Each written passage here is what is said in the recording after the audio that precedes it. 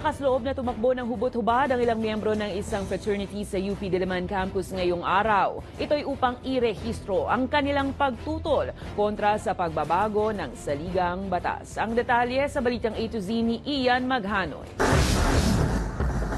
Muling isinagawa ng Alpha Phi Omega Fraternity ang kanilang oblation run sa UP Diliman Campus kanina. Sa fasad ng Palma Hall, sinalubong ng mga estudyante ng universidad ang grand entrance ng taunang aktibidad.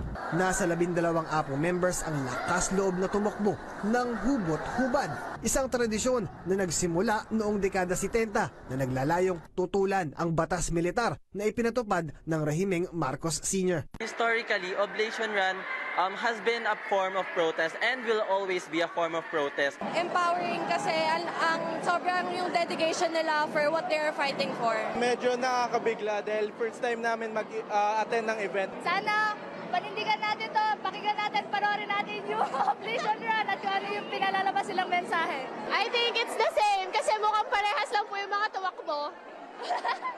Kung naging katuwaan para sa maraming estudyante ang Oblation Run, mas malalim naman ang kahulugan nito para sa mga mismong tumakbo.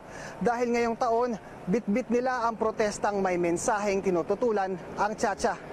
Mas makahulugan daw ang Oblation Run ngayon para kay Junjun. Hindi niya tunay na pangalan dahil ang sigaw ng kanilang kapatiran tutulan ang pag-aamyenda ng umiiral na 1987 Constitution sa kahit na anong modes of amendment. Isa sa rason kung bakit nakita ko na tumakbo kasi yung naging tema nga namin ay tungkol sa Chacha.